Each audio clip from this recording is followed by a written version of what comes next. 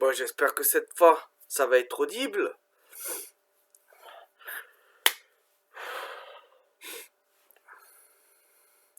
Il y a un truc que je trouve rigolo.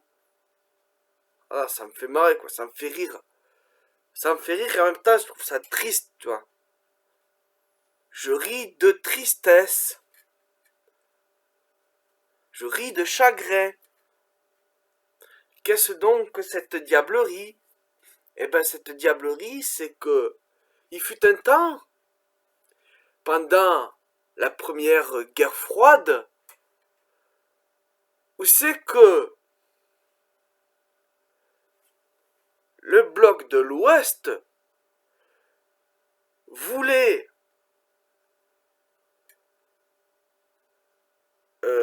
sortir de l'autarcie le peuple qui vivait dans le bloc de l'Est, l'ex-URSS, l'URSS à l'époque, l'URSS, parce que le peuple était en autarcie, fallait le libérer du fascisme, enfin, du fascisme de la dictature, de l'enfermement, de l'emprisonnement du peuple, que le gouvernement avait mis en place. Et que les gens, ils étaient pas bien, ils étaient pas libres, ils étaient ceux-ci, ceux-là, à raison ou à tort ou à raison, je m'en bats les couilles. C'était comme ça. Et ils ont réussi. Et aujourd'hui, la deuxième guerre froide qui est en train de se passer, c'est l'inverse, c'est-à-dire que l'impérialisme américain, européen, est en train de pousser à l'exil, à l'ostracisation culturelle, économique, peut-être plus, mais au moins ces deux-là, c'est sûr, est en train de pousser l'ex-URSS, la Russie, aujourd'hui, la Russie, le peuple russe à l'ostracisation. On est en train de faire l'inverse de ce qu'on faisait à l'époque, c'est-à-dire qu'aujourd'hui, on veut mettre un mur de Berlin entre la Russie et le reste du monde. On veut mettre un putain de mur. C'est plus le mur de Berlin, maintenant forcément, c'est juste la Russie. Mais on veut mettre un putain de mur. Soi-disant, en plus, en disant, en ayant le toupet de dire d'être pour le peuple russe contre son gouvernement. Alors que toutes les mesures que prend l'Union européenne, tout ce que fait tout ce qui se fait du côté des États-Unis, c'est prendre le peuple russe pour des souffres-douleurs, parce que tout ce qu'ils prennent se dépend du peuple russe, mais pas de Poutine. Poutine, il s'en bat les couilles que les athlètes dans les Jeux Olympiques, les athlètes russes sont exclus.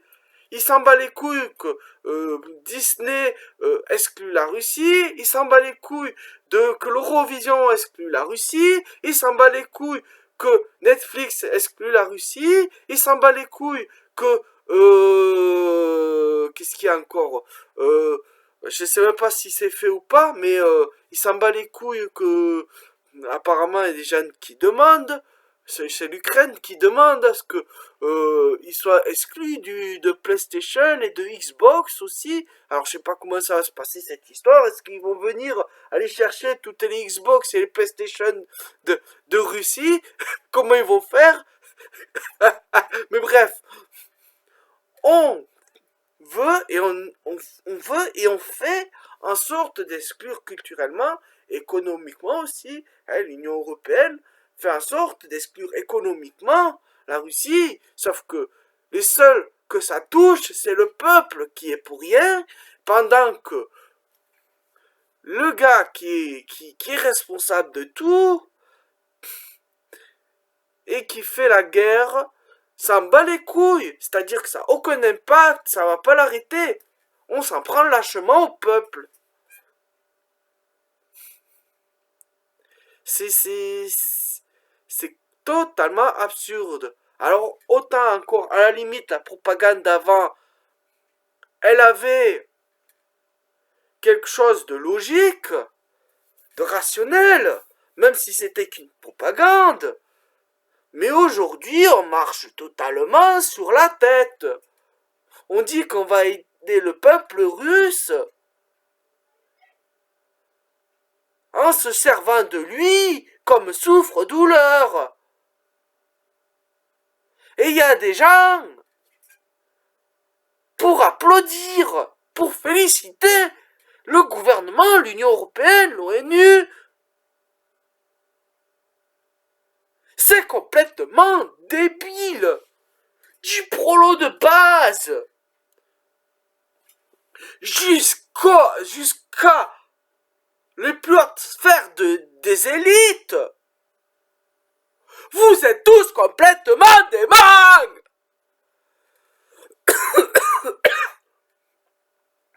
Plus rien ne tourne rond. La rationalité même s'aliène dans l'irrationalité. Le monde est divisé par zéro. Plus rien n'a de sens.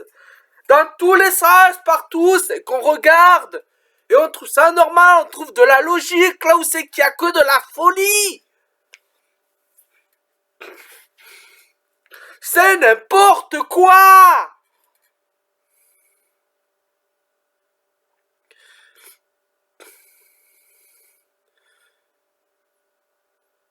Il n'y a plus rien à faire pour l'humanité. Elle est condamnée, alors autant crever l'abcès. La Russie, apparemment, aurait bombardé une grande usine nucléaire en Ukraine qui apparemment, si elle explose, anéantit entièrement l'Eurasie et l'Europe. Et avec toute la technologie qu'ils n'ont pas réussi à faire exploser. L'Ukraine a réussi à stopper la catastrophe. Mais qu'est-ce que vous faites, la Russie? Faites les choses bien. Faites les choses bien. Vous voulez l'holocauste nucléaire? Je suis avec vous. Mais faites ça bien. Faites en sorte que ça arrive vraiment. Je prône l'holocauste nucléaire. Parce que c'est plus possible. Faut tout remettre à zéro. Faut nettoyer. Faut nettoyer la décadence de ce monde.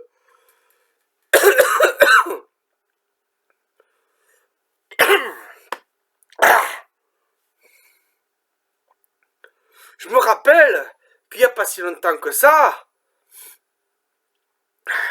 j'avais fait la morale à un dénommé Comrade qui disait dans une de ses vidéos